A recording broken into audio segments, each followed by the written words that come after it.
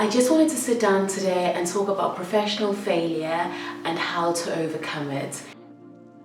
Hey guys, my name is Chazzy. I hope you're all doing well.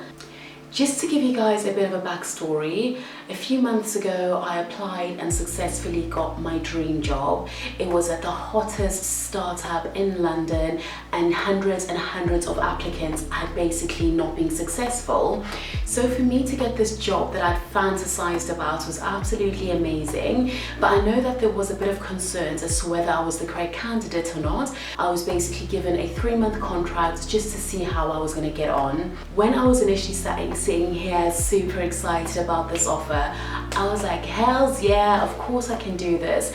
And obviously I started on the 4th of January, which is the beginning of the year, the working here in the UK. And I think within about 3 weeks, I started feeling quite overwhelmed and I started realizing just what a big mountain I had to climb.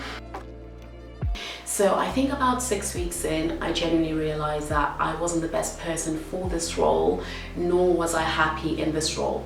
The one thing I've learned about failure is it's not permanent. And I say that having failed more than enough times, like if you're one of those people who's basically been in the same job for 10 years or so, odds are you know absolutely everything there is to know about your job, you know all the ins and outs, but in terms of what you're actually learning, are you still getting as much?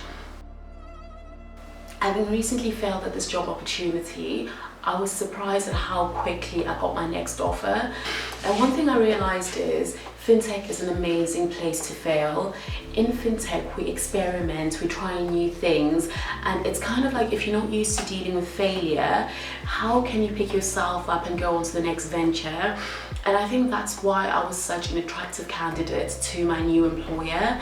I'd failed, I'd learned the lessons, I'd basically licked my wounds, and coming back and basically still being positive, still putting my best foot forward. Those are all the hallmarks of somebody who's of a growth mindset. If you have a candidate who's worked in corporate or one business all their lives, and you have me, my CV looks very sketchy, but it's also got a lot more experience.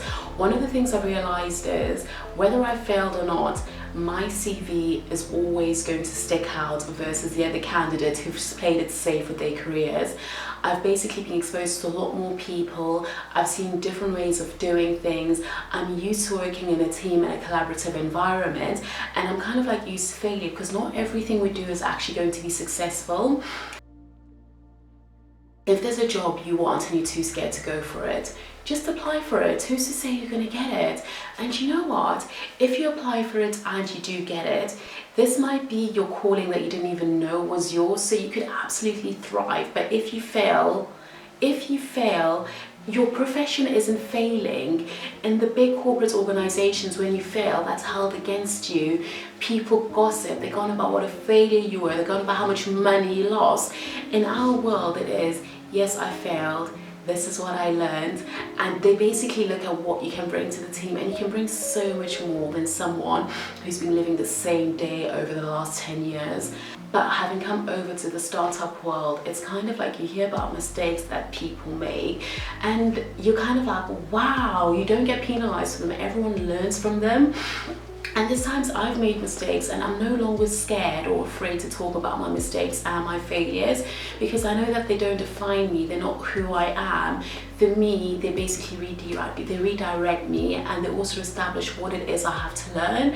And once I've kind of failed, I then have somewhere that I can focus my efforts on. And for me, I think that failure is the bestest teacher ever. So if you are failing at anything, yes, it is painful now, but you know what? Jot down how you're feeling, document how you are, sit down and journal and think about what this lesson is teaching you, what it is you're going to take forward with you. And if you always listen to intuition and you're basically in tune with what's happening in your life, I can guarantee you your life will soar and you'll basically achieve amazing things that you couldn't have imagined had you played it safe.